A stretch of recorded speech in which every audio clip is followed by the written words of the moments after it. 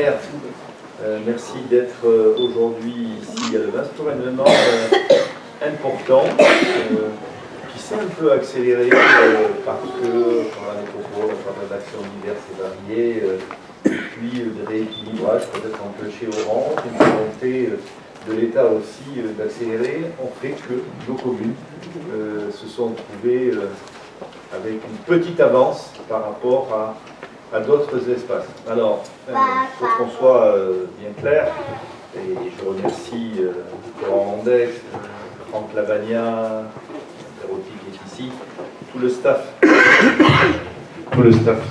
d'Orange qui est à nos côtés aujourd'hui pour lancer le câblage de nos communes en fibre optique, ce qu'on appelle FTTH, c'est-à-dire la fibre optique jusqu'au domicile, hein, j'insiste bien, c'est-à-dire qu'on va rentrer en fibre, les débits qui seront donnés tout à l'heure, les montants et les descendants à des niveaux qui n'ont plus rien à voir avec ce qu'on connaît de la DSL ou autre, et nous sommes dans le périmètre qu'on appelle AMI, c'est-à-dire le périmètre qui dépend des opérateurs privés, contrairement à, j'allais dire d'Uranus, mais on dit qu'un jour il y est, un jour il n'y est pas, on ne sait jamais où il est.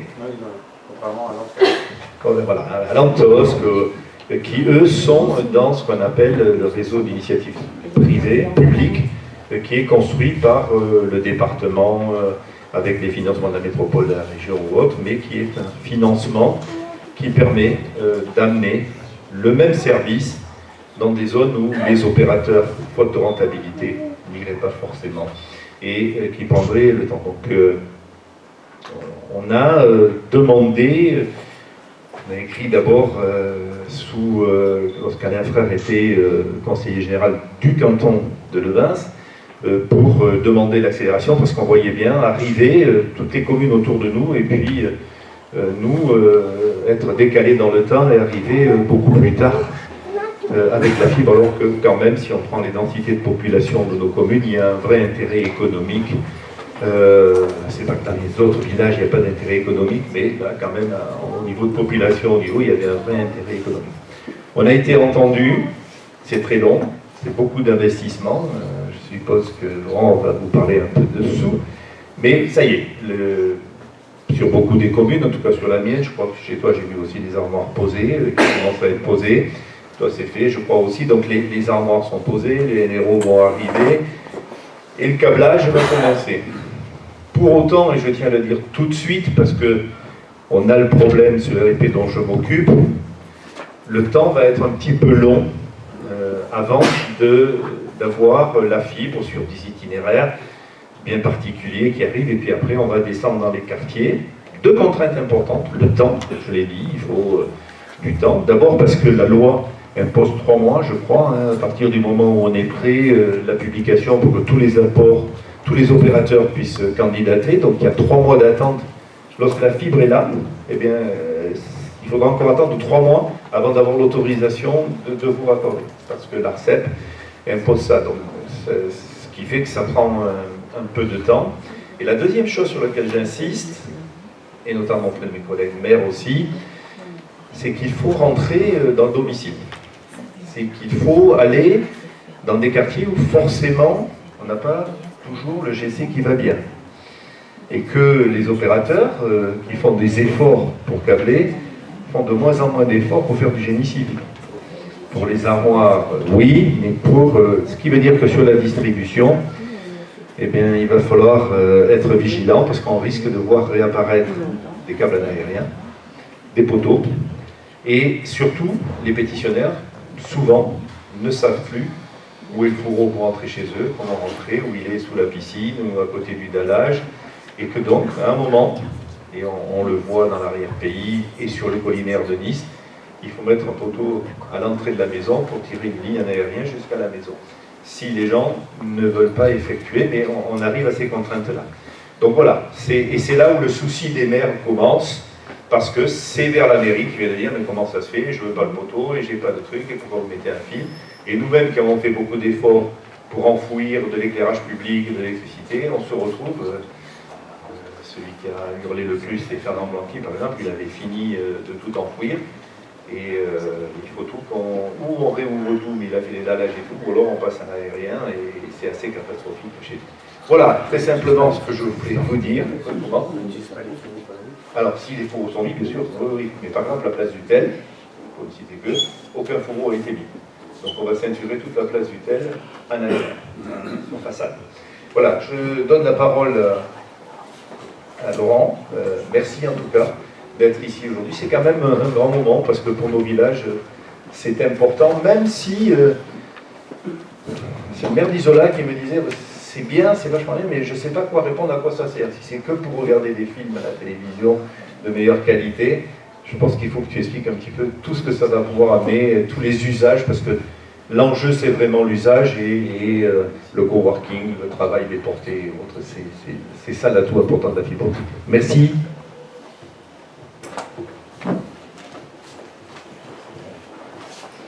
Monsieur le maire de Castagnier, monsieur le maire de Saint-Blaise, monsieur le maire de Saint-Martin-du-Var, monsieur le maire de Levins, cher Antoine.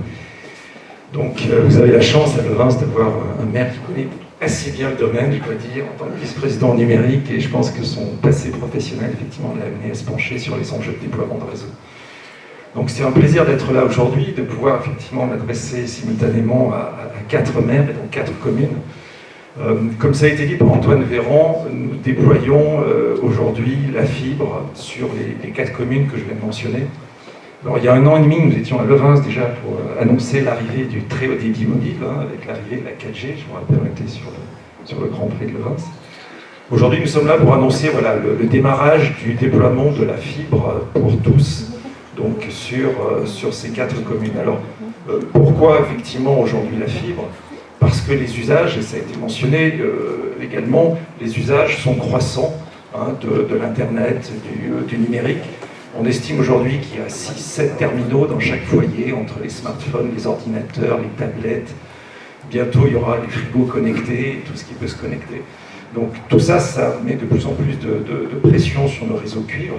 Nous avons poussé les réseaux cuivre dans les derniers retranchements. Ceux qui ont la chance d'avoir du VDSL, d'être proche d'un central, peuvent avoir du 20, 30, 50 mégas, mais on sait que sur le cuivre, on ne dépassera jamais ces débits-là. On sait aussi qu'aujourd'hui, les gens regardent de plus en plus la télé sur Internet, en streaming, avec des télévisions très haute définition. Et typiquement, une télé très haute définition, il faut entre tous et 20 mégabits par seconde. Et on voit que voilà, ça occupe toute la bande passante du cuivre. C'est pour ça qu'aujourd'hui, Orange, avec effectivement d'autres acteurs, s'est lancé dans le déploiement du très haut débit et de la fibre sur un certain nombre de communes, sur 3600 communes en France, qui représentent environ 60% de la population française. Donc vous avez la chance d'habiter dans les communes qui vont bénéficier de cet investissement privé. Autrement dit, ça ne coûte rien ce déploiement à la commune. Donc c'est pas ça qui va augmenter vos impôts. Et donc ce déploiement, il a démarré dans un certain nombre de communes et à Nice en particulier il y a déjà quelques années. Et là on remonte donc progressivement dans la métropole. Et donc voilà, on attaque aujourd'hui ces nouvelles communes. Alors c'est un investissement important, c'est plus de 3 milliards d'euros qui ont été investis depuis 2015 et on estime qu'il y a encore environ autant à investir pour compléter ce déploiement. Il faut voir qu'on a déjà démarré donc, un certain nombre de communes dans les Alpes-Maritimes. Je pense que là, ça va faire 24 communes avec ces nouvelles communes. C'est déjà près de 360 000 foyers qui ont accès dans les Alpes-Maritimes à la fibre. Et c'est vrai qu'aujourd'hui, voilà, on commence à sentir la différence de perception entre ceux qui l'ont et ceux qui ne l'ont pas encore. Donc, je suis conscient qu'il y a une certaine impatience pour avoir cette fibre. Mais c'est quand même beaucoup de travail. Il faut voir que pour le réseau cuivre qui a été déployé dans les années 70, on a mis 15 ans pour déployer grosso modo ce réseau cuivre. Il fonctionne, et il va encore fonctionner pendant quelques années, mais il va être progressivement remplacé par ce réseau donc, de fibre que l'on déploie pour les usages pour les, je dirais, 50 prochaines années. Il faut savoir qu'aujourd'hui, on a des débits de 100, 200, 500 mégabits par seconde, donc on multiplie par 10, 20, 50 les débits. On sait déjà qu'on peut atteindre le gigabit par seconde, sauf qu'aujourd'hui, il n'y a pas d'usage qui justifie ces débits. C'est vrai que quand vous pensez, j'ai mentionné les télé haute définition, mais aujourd'hui on sait qu'il y aura aussi du télétravail, hein, il y a de plus en plus de gens qui travaillent de chez eux, que la plupart des démarches administratives se font maintenant par Internet, qu'il y a tout ce qui est lié à l'éducation, à la e-éducation, hein, la possibilité d'accéder à des cours en ligne, de regarder des vidéos. Donc il y a énormément d'usages qui se déploient. Il va y avoir aussi, dans les années à venir, des usages autour du maintien à domicile des personnes âgées, la capacité effectivement de délivrer à travers le numérique un certain nombre de services, de monitoring, d'alarmes à travers la fibre. Donc tout ça va effectivement petit à petit remplir les 100-200 mégabits de débit. Voilà. On les déploie pour les 50 prochaines années, comme je dis, aujourd'hui on sait faire du gigabit, voire du 10 gigabits par seconde, sauf qu'il n'y a pas forcément les usages. Donc pourquoi ça prend un peu de temps en fait? Ça prend un peu de temps parce que c'est un réseau complètement nouveau, donc on est obligé d'installer, on avait des centraux téléphoniques, on a des centraux optiques maintenant, alors souvent on colocalise les équipements techniques, hein. Il faut voir que voilà, ça prend une armoire optique, ça ne prend pas énormément de place, néanmoins, voilà, il faut installer ces centraux optiques. À partir de ces centraux optiques, on part donc avec des fibres optiques dans la rue et on va installer des armoires qui vont effectivement desservir à peu près 300 logements. Une armoire. Alors, voilà, si je prends l'exemple de Levins, hein, on a 2644 logements à desservir, on a 9 armoires à installer dans la rue. Voilà. Donc c'est à peu près la même chose. Sur Saint-Blaise, on va déployer la fibre pour 596 logements. Donc il y aura 3 armoires, ou 2 armoires même seulement. Castaigné, il y aura 5 armoires pour 1000 logements. Donc voilà, en fonction des contraintes techniques. Donc c'est une partie importante du travail qui est en cours, c'est la phase d'étude, parce qu'on doit discuter avec les mairies quant à l'emplacement de ces armoires. Et donc après, on va partir de ce qu'on appelle les nœuds de raccordement optique. C'est ce que vous avez là, le petit bâtiment à gauche, là, le NRO d'Orange. Et on va tirer une fibre jusqu'à ce qu'on appelle le point de mutualisation. Ce point de mutualisation, c'est cette armoire de 300 logements. Alors pourquoi on l'appelle point de mutualisation? C'est parce qu'en fait, les autres opérateurs qui souhaitent apporter leur service Internet fibre, donc peuvent venir se connecter à ce point de mutualisation. Donc Orange, sur les 4 communes ici présentes, est l'opérateur technique de déploiement, mais après, rien n'empêche les autres opérateurs que vous connaissez de venir connecter leur nœud de raccordement optique à ce point de mutualisation, ce qui fait que, par ailleurs, après, tout ce qui est derrière l'armoire va pouvoir être mutualisé. Et donc, on installe ces armoires, on est en train de le faire, c'est fini à Saint-Blaise, c'est en cours à Levins. Donc, il y a un certain nombre, non, c'est fini, pardon, à Castaigné, c'est pas encore fini à Saint-Blaise, ça a été validé, mais le déploiement est en cours. Et donc, on a effectivement ces armoires installées. Et après, le gros du travail, bon, ça, c'est un peu de travail quand même. Vous voyez, il y a en tout, là, on parle de 6300 employés à desservir, on parle de 22 armoires qui sont à déployer. Après, on va venir dans la rue. Et comme ça a été dit, effectivement, si on a des fourreaux enterrés, on prendra les fourreaux. Si on n'a pas de fourreaux, on ne va pas commencer à défoncer toutes les rues, parce que ça coûte très cher, le génie civil. Hein, les gens qui connaissent ce métier-là le savent. Donc on va utiliser le passage du cuivre. Et là, quand le cuivre passe dans les fourreaux, on utilisera les fourreaux, sinon on utilisera les poteaux. Donc on va venir desservir effectivement l'ensemble de la commune, quartier par quartier, en installant des points de branchement. Alors quand il y a des immeubles, ce qui est le cas, je pense, à Saint-Martin-du-Var, Levins, peut-être un peu moins sur les communes un peu plus rurales, on va venir mettre des points de branchement dans les immeubles. Et là, il faut l'autorisation du syndic, donc pour fibrer l'immeuble. Par contre, pour les maisons individuelles, ou les bureaux, ou les locaux professionnels, on va venir mettre des points de branchement dans la rue, qui peuvent être dans la rue, sur un poteau ou autre. C'est à partir de ces points de branchement, on va venir desservir les 5, 6, 7 logements qui sont à proximité.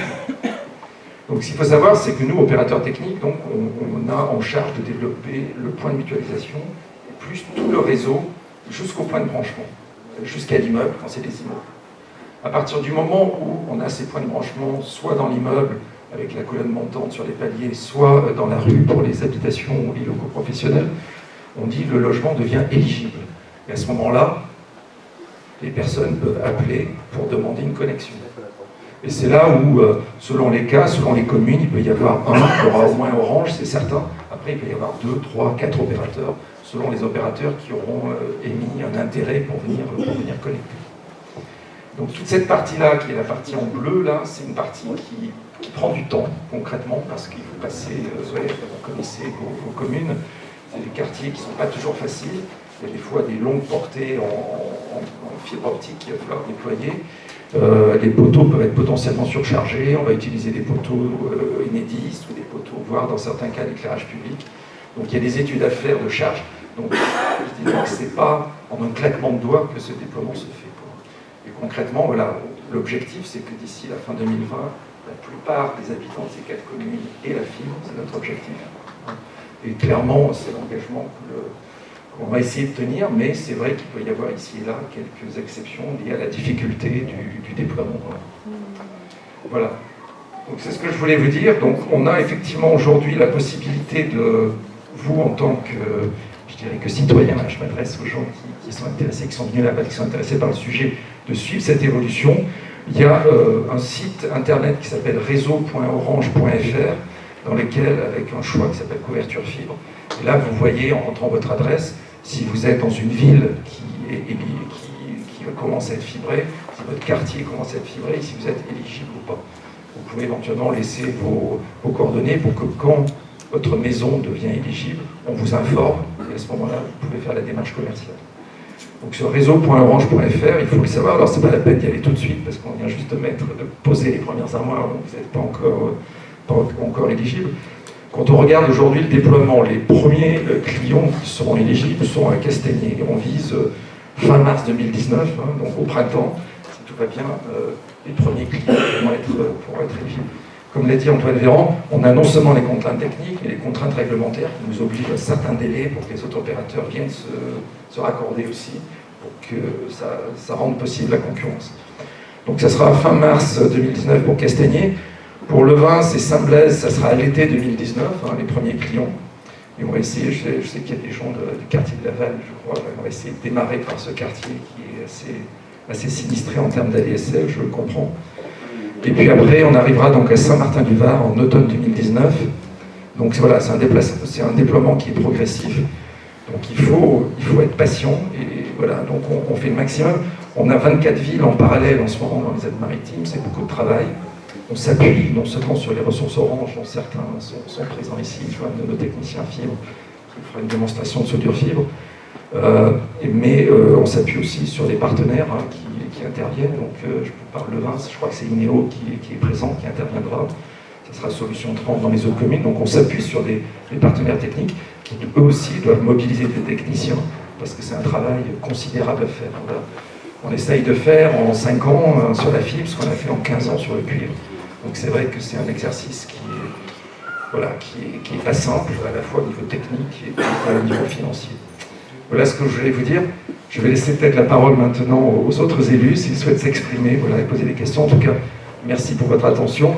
On vous fera une petite démonstration, on fera passer un certificat de soudeur fibre aux maires qui le souhaitent. En tout cas, c'est pour vous montrer que la technologie fibre est assez différente de la technologie cuivre en termes de technicité, et que ça demande une formation particulière, des conditions de travail un peu particulières également. Voilà, sans plus tarder, je vous passe la parole. Je ne sais pas qui de vous souhaite dire quelques mots. D'abord, pour remercier Tony de son implication au sein de la métropole pour faciliter et accélérer le développement de la fibre dans cette partie du territoire qui nous est chère, parce que on est tous conscients que c'est ton implication qui a permis de nous faire gagner quelques mois et certainement plus sur le développement qui était initialement prévu. Moi j'avais l'habitude de dire, quand on m'interrogeait sur l'arrivée de la fibre, qu'il y avait 3 secteurs dans les Alpes-Maritimes. Il y avait le secteur très urbain de la bande côtière, qui était développé en priorité et aujourd'hui dont le développement se parachève. Il y avait le secteur très rural et montagnard du Haut-Pays, pour lequel le département s'est impliqué et dont le développement se poursuit et pour certaines communes se termine. Et puis il y avait une zone qui n'était pas, je n'appelais pas ça une zone blanche, mais je disais une zone orpheline, qui était le moyen pays niçois. Et on était orphelin parce qu'en fait on ne relevait ni de l'obligation, ni de la volonté d'implication des grands opérateurs, ni de l'implication du département. Et c'était une situation qui peut paraître cocasse quand on la présente comme ça, mais malheureusement, elle décrit la réalité de la situation dans laquelle on était il n'y a encore pas si longtemps. Et donc, ben, c'est toujours un peu désagréable d'avoir le sentiment qu'on est pas entre deux chaises, mais entre deux dispositifs, et puis de s'apercevoir que pour nous, il n'y a rien de prévu. Et donc c'est vrai que, à la fois la volonté du gouvernement, je crois qu'il faut le dire, de mettre un peu la pression sur les grands opérateurs pour accélérer le développement de la fibre, mais aussi la pression gentille, amicale et j'allais dire partenariale que la métropole, à travers toi, Tony, a exercée, a permis de voir se débloquer la situation et donc d'envisager à très court terme, parce que quand on regarde le temps technique que vous avez d'ailleurs très bien décrit, hein, de la mise en œuvre de ce nouveau réseau, et bien finalement on est sur, lorsqu'on parle de quelques mois, on est sur le court terme. Alors bien sûr qu'il y a une grande impatience de la population, surtout comme vous l'évoquiez dans les secteurs où la DSL est aujourd'hui de très mauvaise qualité, parce qu'aujourd'hui c'est un nouveau mode de vie avec ces réseaux connectés. Et ceux qui ont des enfants le savent, mais ceux qui veulent travailler un peu à la maison s'en aperçoivent aussi. La difficulté de recevoir des gros fichiers, de pouvoir travailler en fluidité. Et je pense que c'est d'abord par là qu'il faut commencer, parce que les loisirs, à la limite, on peut essayer de trouver d'autres solutions, et c'est peut-être d'ailleurs pas mal si des fois de temps en temps on peut se sortir de l'écran. Mais pour le travail, pour la connexion, vous avez évoqué les liens aujourd'hui importants avec la domotique, avec tout ce qui est sécurité sur les personnes. Ça va se développer obligatoirement.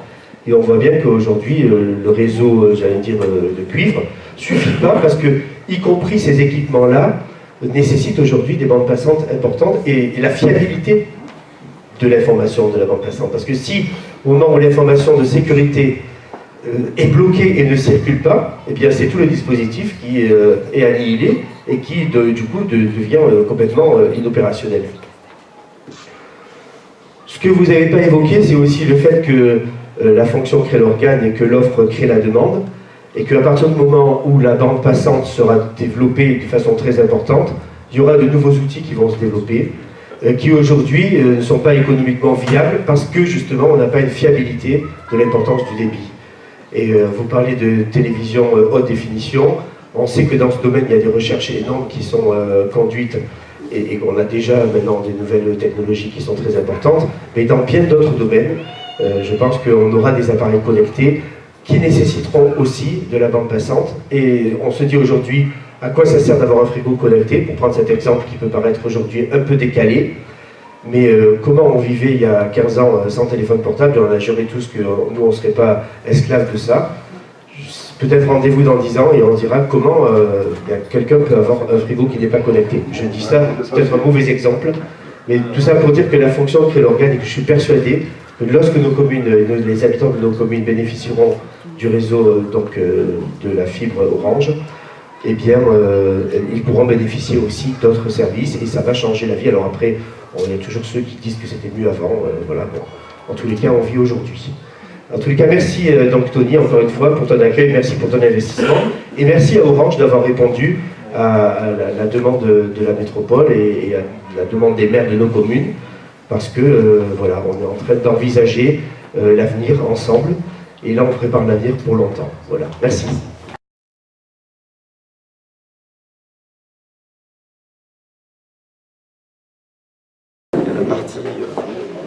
Kevlar qui permet d'attirer, il y a la protection extérieure, il y a encore une protection. Là, vous avez la fibre. C'est voir les zones avec le quadrifibre ou de la monofibre. Vous voyez que c'est la taille d'un cheveu, quoi. Il y a encore d'ailleurs un peu de vernis, parce qu'il y a la couleur de chaque fibre. Là,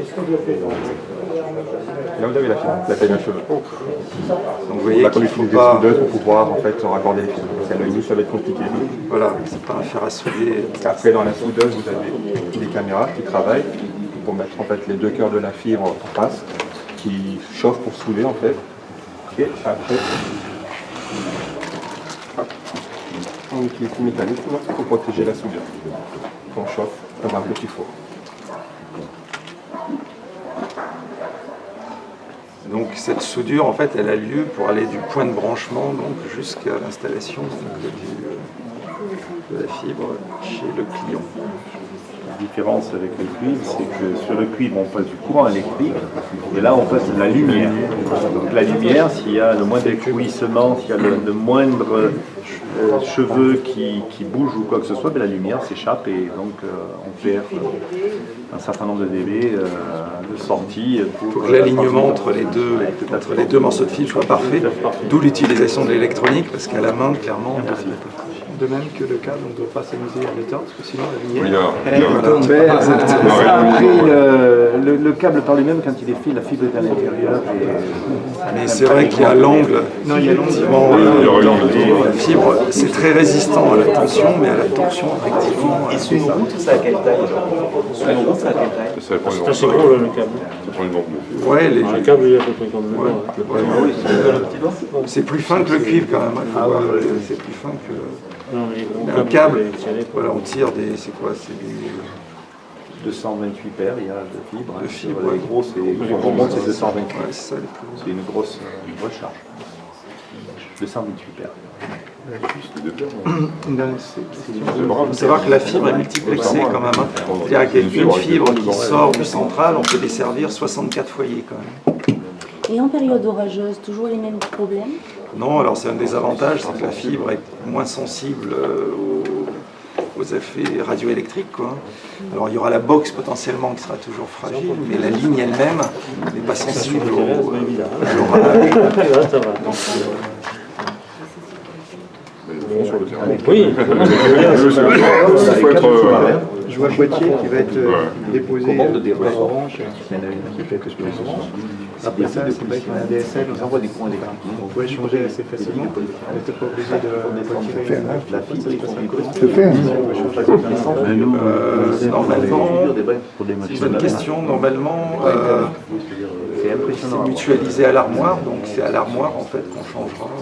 Ça sera comme Intervention, ce qu'on connaît actuellement, c'est-à-dire une fois qu'on a la fibre chez soi, on pourra Il y aura changer le premier opérateur qui fera la connexion, mais ça sera réutilisé par les autres Après opérateurs. ça, voilà, ce qu'on connaît avec le dégroupage qu'on connaît actuellement. C'est bien moi.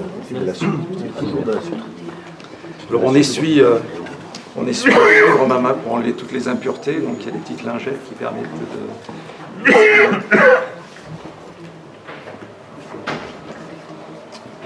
et donc sur les armoires qui sont en train de poser, c'est ce travail qui est effectué. Pour connecter après voilà, les fibres jusqu'à l'armoire, c'est ce qui est fait tout à fait. Sur les 128 paires, ça fait 200. Ça fait pas mal de, ça fait pas mal de soudure à fibre Avec des cassettes, c'est Le plus amusant, c'est quand il y a la pelleteuse qui vient arracher les voilà, cassettes. il faut On va pas parler des sujets qui fâchent. les cassettes, On va pas parler des sujets. il y a un morceau de fibre qui est enroulé ou si jamais Mais ça n'arrivera pas parce que les entreprises, elles travaillent bien et aujourd'hui, elles ont renseigné la position exacte du fil. Oui. c'est arrivé après Oui, non, c'est sûr que pour passer dans certaines gorges très étroites, Par les détecteurs de on métaux. On manque de centres de formation, mais on manque terriblement de main-d'œuvre. On recherche. Oui, oui, je pense que tout le monde chauffe. Ah oui, il y a une surchauffe dans le C'est la rue. J'espère que la fille de la rue Donc ça, ça va permettre de consolider, de sertir l'endroit où on va faire la fibre. Avant, c'était dans un village. Après, vous allez pouvoir voir sur la machine, ouais, c'est effectivement ajusté de manière électronique. On voit les deux petits bouts de fibre. Et après, on fait fondre le verre, en fait, on voit une pièce. C'est vraiment des techniciens de TSE qui font Voilà, il y a les deux morceaux de fibre qui sont installés. On va avoir le temps. Là, c'est l'idée. Ouais. C'est mis dans des liquides. Ouais. Alors, j'ai acheté, il tire, pas encore. Vous pouvez aller voir, il y aura va y avoir un petit écran derrière. La fibre. J'ai préféré suivre le cas classique. Soit il y a un poteau à l'entrée. C'est pour ça que derrière, dans les armoires, vous verrez si vous avez l'occasion de voir, il y a effectivement une petite cassette dans laquelle on enroule de la fibre pour avoir un peu de mou, si on a besoin de refaire des soudures, des choses comme ça. Ça permet effectivement de garder un peu de longueur de fibre en réserve, si jamais on doit intervenir. C'est pas très sensible à l'humidité, ça, parce qu'il n'y a pas d'équipement en fait, électrique dans les armoires de fibre, contrairement à ce qu'on pouvait avoir. Donc là, c'est pas sensible à l'humidité, c'est sensible à la pelleteuse, comme on dit. C'est pas très sensible ni au rayonnement électromagnétique. C'est pour ça qu'on tire ça sur les... Aujourd'hui, je ne peux pas démonter là. Il n'y a pas de faiblissement à distance. Voilà, le gros avantage, c'est qu'on peut aller à 10 km en ayant toujours du 500 mégabits sur le cuivre, au bout de 6 km, il y a plus de 6 km.